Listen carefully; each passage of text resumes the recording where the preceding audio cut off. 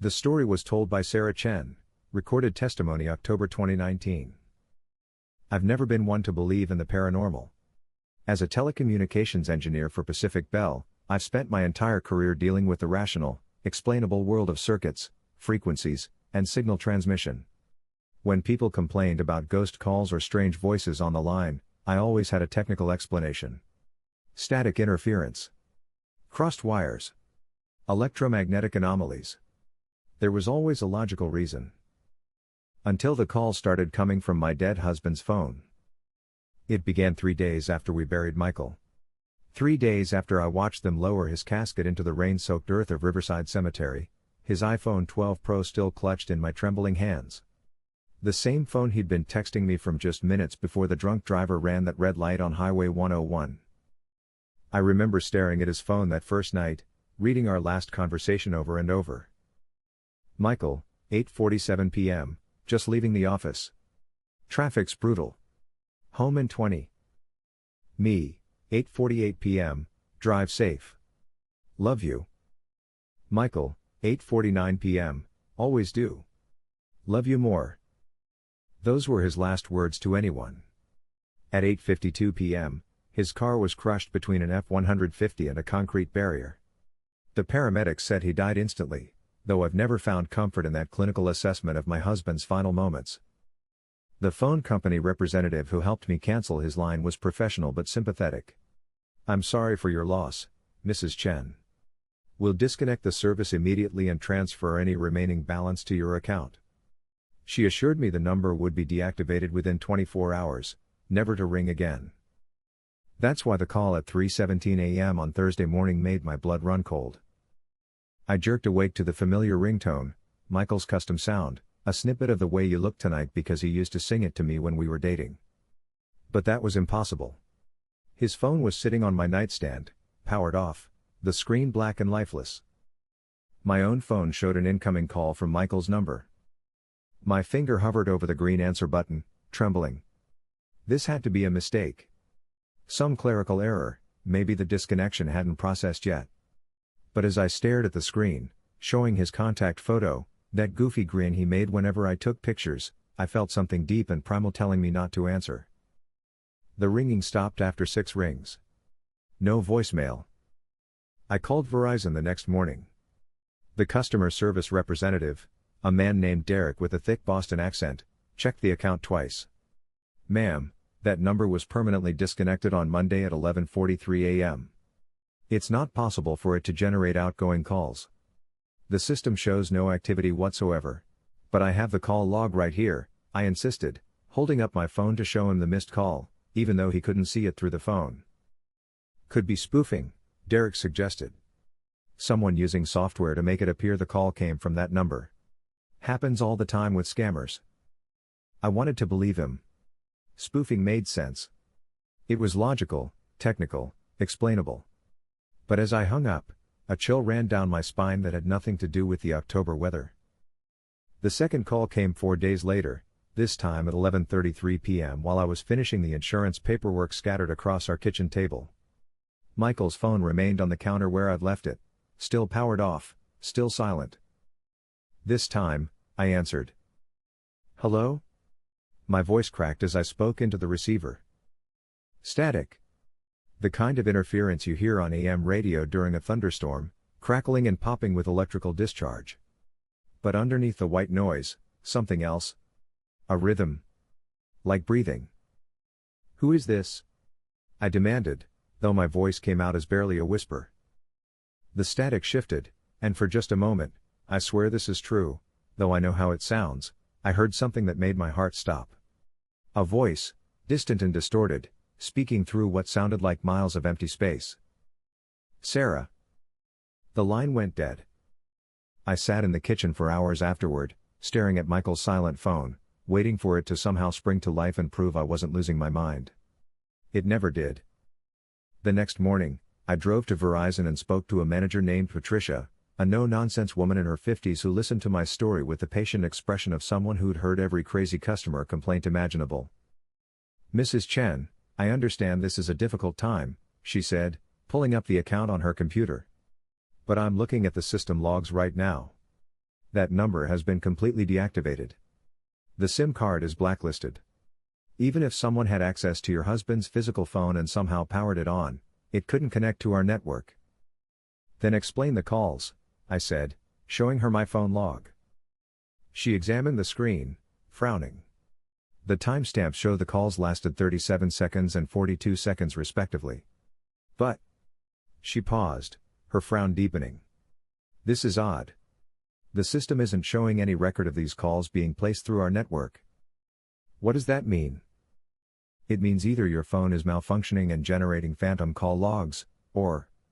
She trailed off, looking uncomfortable. Or what? Or these calls are coming from somewhere outside our network infrastructure entirely. That afternoon, I took Michael's iPhone to a repair shop downtown. The technician, a young man with sleeve tattoos and gauged ears, powered it on and ran a full diagnostic. The phone worked perfectly. Full battery, all systems functional, connected to Wi-Fi within seconds. But it can't make calls, right? I asked. The cellular service is disconnected. He nodded. Right, no service plan. But everything else works fine. Why, you having problems with it? I started to explain, then stopped. How do you tell someone that your dead husband's phone is calling you? No, just curious. As I left the shop, the phone tucked safely in my purse, it buzzed with a text notification. My heart nearly stopped, but it was just a software update reminder. Still, the fact that the phone was receiving data made me deeply uncomfortable. I powered it off and decided to keep it that way. A week passed without incident. I began to convince myself that Derek from Verizon was right. Someone was spoofing Michael's number as some sick prank. But on the following Friday, my sister Emma called with news that made my blood run cold. Sarah, I know this is going to sound crazy, but I think you should know. Emma's voice was tight with anxiety. I was visiting Michael's grave yesterday to leave flowers, and I heard something strange. What kind of strange? A phone ringing. Coming from underground. I felt the room tilt around me. Emma, that's impossible. I know how it sounds. But I heard it, Sarah. That song he used to sing to you, The Way You Look Tonight. It was muffled, like it was coming from deep in the earth, but it was definitely ringing. I stood there for maybe 30 seconds before it stopped. My hands were shaking as I checked my call log. Sure enough, there was a missed call from Michael's number the previous day at 2:17 p.m., exactly when Emma said she heard the ringing at his grave. Did anyone else hear it? I asked. There was an older man visiting a grave nearby. I asked him if he heard anything, and he just gave me this look and walked away really fast. That night, I couldn't sleep. Every rational part of my mind rejected what Emma had told me, but I couldn't shake the image of Michael's phone, somehow active in his casket 6 feet underground, trying to reach me. At 2 a.m., I got dressed and drove to Riverside Cemetery. The gates were locked, but the fence was only 4 feet high in places. I parked on the side street and climbed over, my heart pounding so hard I could hear it in my ears. The cemetery at night was a maze of shadows and moonlight, marble headstones casting eerie silhouettes across the grass. Michael's grave was in Section C, Row 12. The headstone was simple granite with his name, dates, and the inscription we'd chosen together years before in one of those morbid conversations couples sometimes have, forever connected. I stood at the foot of his grave, listening to the wind through the old oak trees, and waited. For what, I wasn't sure. A sign? A sound? Some proof that Emma wasn't imagining things? At 2:33 a.m., my phone rang. Michael's number. Michael's ringtone. Michael's photo on the screen. But this time, I could hear it coming from 2 places. From my phone in my hand, and from somewhere beneath my feet. I answered with a trembling finger. Hello? The static was worse this time, like a thunderstorm was brewing inside the phone's circuitry. But the voice was clearer, more distinct, unmistakably familiar. Sarah. Can you hear me? Michael? I whispered, dropping to my knees on the damp grass above his grave. It's so cold here. Sarah. Something's wrong. The line crackled with interference, but I could make out fragments. Can't leave. Trapped. Help me. Michael, where are you? How are you calling me? Don't know. Phone was with me. When Sarah, I think I'm. The static swelled to a roar, then cut to silence. The call had ended. I stayed there for hours, kneeling on Michael's grave, willing the phone to ring again. It never did. As dawn broke over the cemetery, I finally climbed back over the fence and drove home, my mind reeling with questions I couldn't answer and didn't want to accept. I called in sick to work and spent the morning researching everything I could about burial practices, electronic interference, and electromagnetic fields in cemeteries. What I found only deepened my confusion. Modern caskets are typically sealed units, designed to prevent moisture and outside contamination. Even if Michael's phone had somehow retained battery power, there would be no cellular signal penetrating 6 feet of earth and a steel casket. The physics simply didn't work. But I'm an engineer. I believe in evidence, in testable theories, in reproducible results. So I decided to test my theory. That evening, I returned to Riverside Cemetery with a small toolkit and my laptop. This time, I came prepared with a story for the security guard. I was Michael's widow, seeking closure by spending time at his grave. He was sympathetic and agreed to let me stay until closing time. I set up a cellular signal detector near Michael's headstone, along with an electromagnetic field reader I'd borrowed from work. For the first hour, both devices registered normal readings. Background cellular traffic from the nearby cell tower, standard electromagnetic activity consistent with an urban environment.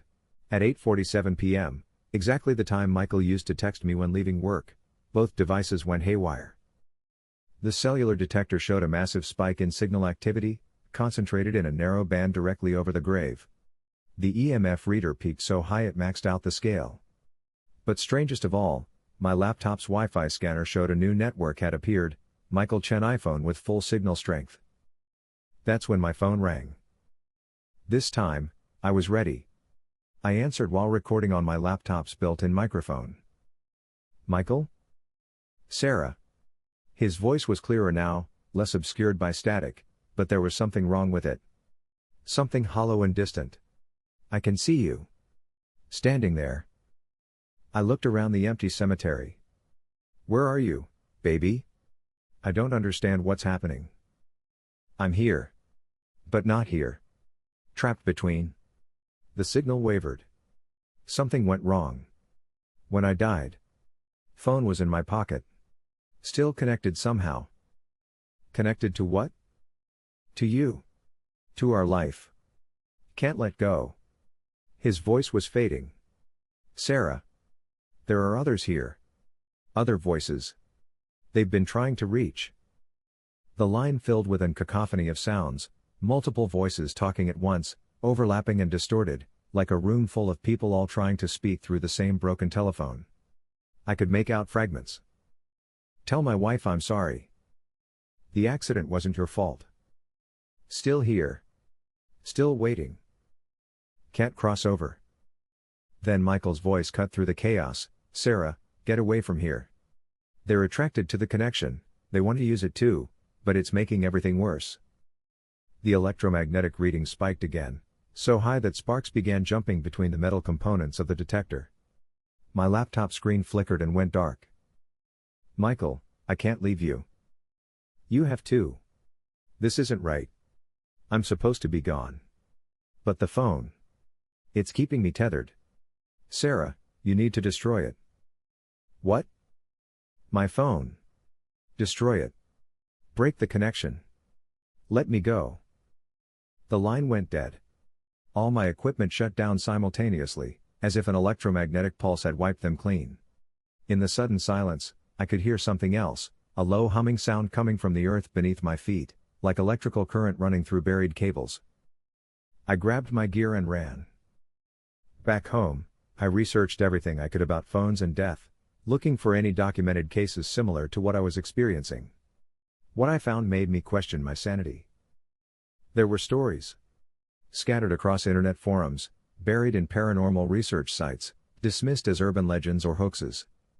But there were too many of them, too many similar details, to ignore entirely. A woman in Portland whose dead mother's landline kept ringing with calls that no phone company could trace. A man in Texas who received text messages from his deceased son's number, messages that knew details about his daily life that no one else could have known. A couple in Florida whose daughter's smartphone, buried with her after a car accident, somehow posted to her social media accounts. In each case, the phone had been buried with the deceased. In each case, the device continued some form of electronic activity long after death. And in several cases, the families reported that destroying the phone was the only way to make the activity stop. I spent that night staring at Michael's iPhone, still powered off on my kitchen counter. The logical part of my mind insisted this was all coincidence and grief-induced hallucination.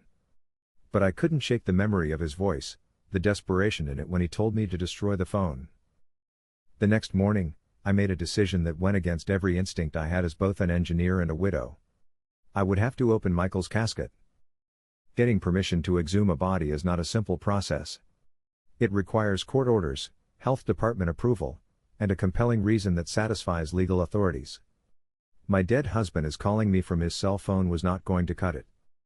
Instead, I hired a private investigator named Marcus Reed, a former police detective who specialized in unusual cases.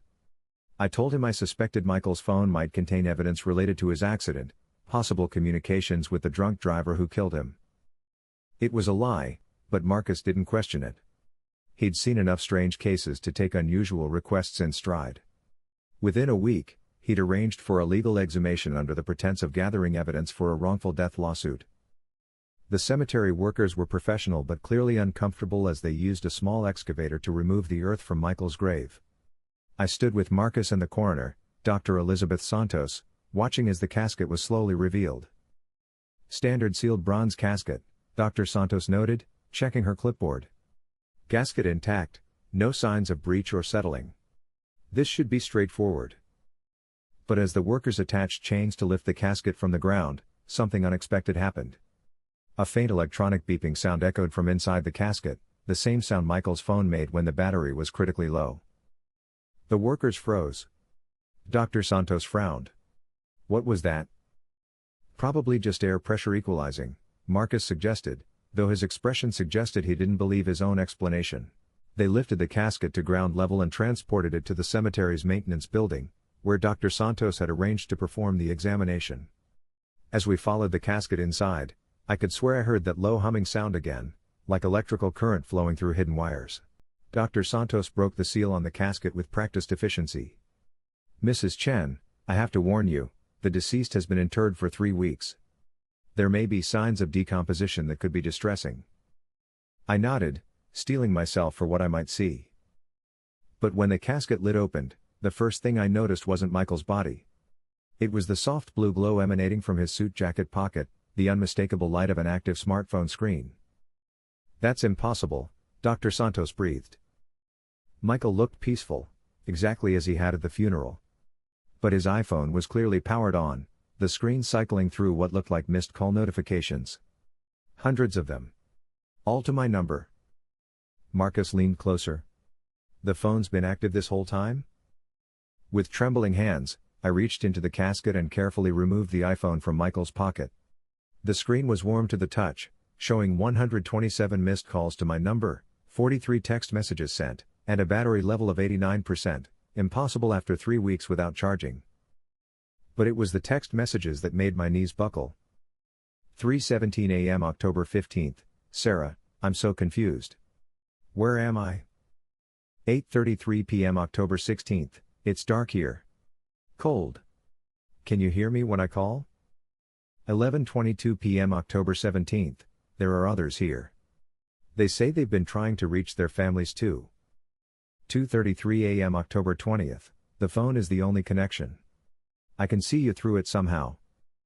6:45 p.m. October 22nd, Sarah, I love you. But this isn't right. I need to let go. The messages continued, chronicling Michael's apparent experience in whatever state existed between life and death. But the most recent message, sent just minutes before we opened the casket, made me drop the phone. 11:15 a.m. October 30th, Sarah, thank you for coming. I can see you standing there. It's time to break the connection. Dr. Santos documented everything with clinical precision, taking photographs and measurements while Marcus and I tried to process what we were seeing. The phone's continued operation defied every law of physics and electronics I understood. Mrs. Chen, Dr. Santos said quietly, I've been a coroner for 22 years. I've seen a lot of unusual things, but nothing like this. The device shows no signs of external power source, yet it's clearly been operating continuously. I scrolled through Michael's call log, my hands shaking. The pattern was clear, calls to my number every few days, always around times when I was thinking about him most intensely. But there were other numbers too. Dozens of them, some with contact names I didn't recognize. Marcus, can you trace these numbers? I asked, showing him the call log. He pulled out his own phone and started making calls. Within an hour, he had disturbing news. Sarah, I've checked with several of these numbers. They all belong to deceased individuals. People who died with their phones and were buried with them. His face was pale. I spoke to 6 different families. They've all been receiving similar calls. The implication hit me like a physical blow. Michael wasn't alone in whatever state he was trapped in. There was a network of the dead, somehow connected through their buried smartphones, trying desperately to reach the living. There's something else, Marcus continued. I did some research while you were talking to Dr. Santos. There's been a massive increase in reports of ghost calls over the past 5 years, coinciding with the rise of smartphone burials. It's not just isolated incidents anymore. There are support groups, online forums, even a researcher at Stanford who's been documenting cases. Dr. Santos finished her examination and approached us. Mrs. Chen, I need to ask you something, and I want you to answer honestly. Have you experienced any other unusual phenomena since your husband's death? Electrical disturbances, unexplained sounds, changes in temperature? I thought about it. Actually, yes. The lights in our bedroom flicker whenever the phone rings. The television changes channels on its own. And the house always feels cold now, even with the heat turned up. She nodded grimly. Based on what I'm seeing here, I believe your husband's phone has become what some researchers call a digital anchor, a technological tether binding his consciousness to this plane. The electromagnetic activity is creating a field that's affecting other electronic devices. How is that possible? I don't know. But I do know that leaving things as they are isn't healthy for either you or your husband. She looked at the phone in my hands. The question is, what are you going to do about it? That night, I sat in Michael's office, surrounded by the technical manuals and electronic equipment that had been his passion in life. His iPhone lay on the desk before me, occasionally buzzing with new text messages from other numbers in the network of the dead. I had read each message from Michael, watched as his communication evolved from confusion and desperation to a kind of resigned understanding. His most recent texts were different, clearer, more purposeful. 8:15 p.m. October 30th, Sarah, I've learned how to use the network. I can see through any connected phone. 8:17 p.m., I watched you at work today. You sat in the parking lot for 10 minutes before going inside. 8:19 p.m., I know you're having trouble sleeping. I know you blame yourself for what happened. 8:22 p.m., it wasn't your fault, baby. The accident wasn't anyone's fault except the drunk driver. 8:25 p.m., but I can't stay here. This connection is making it impossible for me to move on. 8:27 p.m., and it's changing me. I can feel myself becoming something else. Something angry. 8:30 p.m., the others here, they've been trapped so long they're forgetting who they were. They only remember their need to reach out. 8:33 p.m., I don't want that to happen to me. I don't want to become one of the voices that scares families in the middle of the night. 8:35 p.m., you know what you have to do. I knew he was right. The engineer in me understood the problem. The phone was creating a feedback loop, preventing Michael from moving on while simultaneously trapping him in a deteriorating digital existence. The widow in me understood the solution would mean saying goodbye forever. But there was something else. As I sat there reading Michael's messages, I began to notice other text conversations in his phone, communications with the other trapped souls in the network. Their messages were increasingly desperate, increasingly incoherent. Unknown number, let me out, let me out, let me out, let me out. Mom, why won't you answer? Why won't anyone answer? I've been calling for so long. David, the darkness is alive here, it feeds on our need to connect. Unknown number, Sarah Chen can hear us all now, we can reach her too. That last message made my blood freeze. They knew about me. Through Michael's connection, every trapped soul in the network now had access to my number. As if summoned by my realization, my phone rang. Unknown number. I answered without thinking. Help me. A woman's voice, crackling with static. I can see you through his phone. I've been dead for 3 years. Please. I hung up immediately, but it rang again. Different number, different voice. Sarah Chen. We know your name. Help us reach our families. Then another call. And another. Within minutes, my phone was ringing continuously, each call from a different deceased person who had somehow gained access to me through Michael's connection. I turned off my phone, but it made no difference. The calls were coming through other channels now, the landline, the smart TV, even the microwave's digital display was flashing with incoming call notifications. The house filled with a cacophony of electronic sounds as every connected device tried to route calls from the digital netherworld. Through it all, I could hear Michael's voice, stronger than the others. Sarah. You have to destroy the phone now. They're using our connection as a gateway. I ran to the garage and grabbed a sledgehammer, my hands shaking as electronic chaos consumed the house around me. Every screen, every device, every piece of technology was now a conduit for the voices of the dead. But as I raised the hammer over Michael's phone, I hesitated. Destroying it would mean losing him forever. No more messages, no more calls, no more connection to the man I'd loved for 8 years. Sarah. His voice came through the phone's speaker, clearer than it had ever been. I know this is hard. But look around you. Look what we're doing to you. I looked. The electronic chaos was getting worse. Sparks were shooting from outlets, light fixtures were strobing, and the temperature in the house was dropping rapidly. More importantly, I could feel something changing in me, a desperate, growing need to maintain the connection at any cost. It's not just me that's trapped, Michael continued. It's becoming you too. The network feeds on the living as much as the dead. If you don't break this now, you'll become part of it when you die. But I'll lose you. You'll lose the twisted version of me that this technology has created. The real me. The real me is ready to go, Sarah. I've been ready since the moment I died. Through the phone's speaker, I could hear the other voices growing louder, more demanding. Don't destroy it. We need the connection.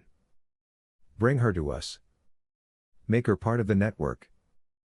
But underneath their desperate pleas, I heard something else, Michael's voice, singing softly, "The way you look tonight."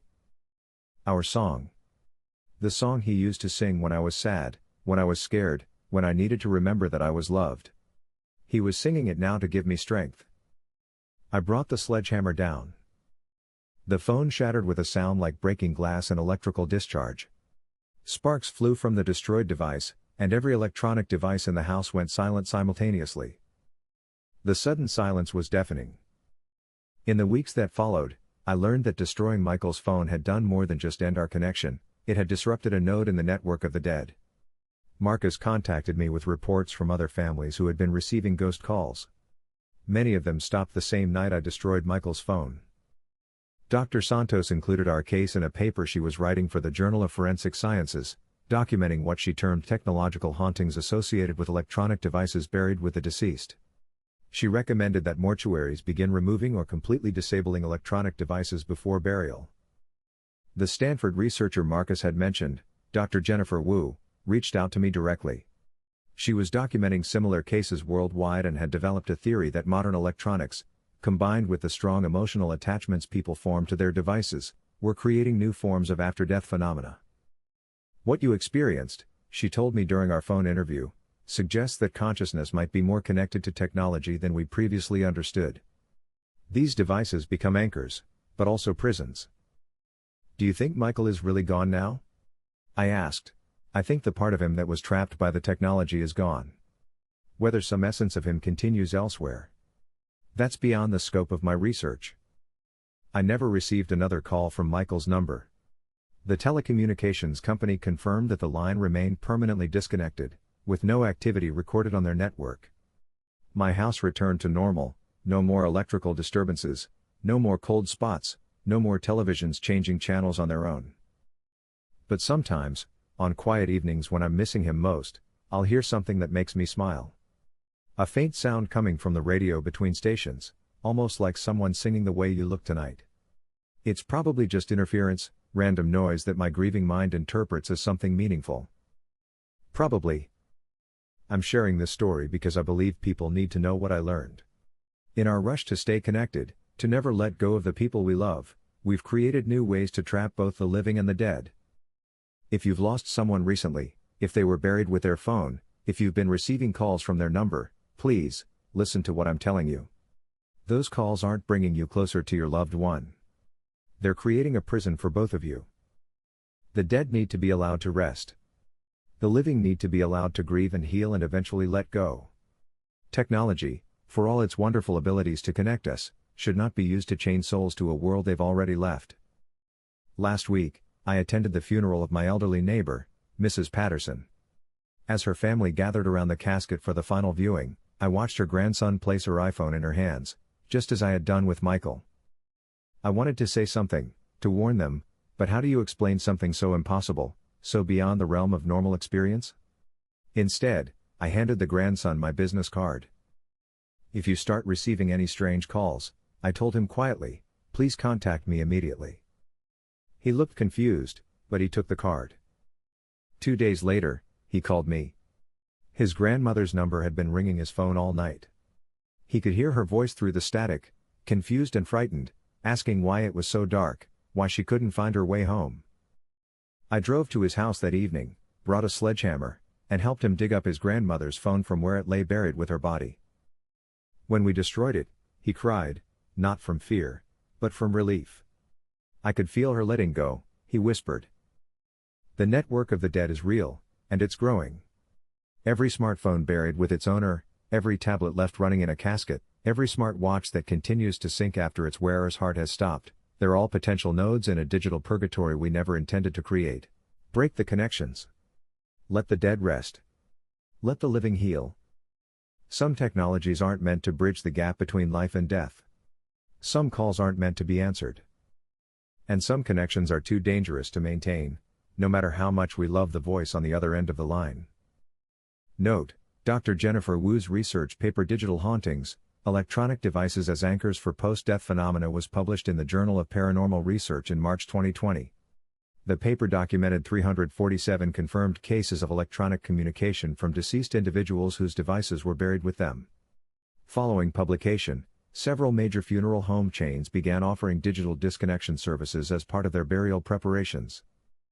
Sarah Chen now works as a consultant for the funeral industry, helping families understand the importance of properly deactivating electronic devices before burial. She has never remarried and reports no further paranormal experiences since destroying her husband's phone. Riverside Cemetery has since installed electromagnetic shielding around burial plots containing electronic devices, and posts warnings about the importance of device deactivation in their burial preparation guidelines.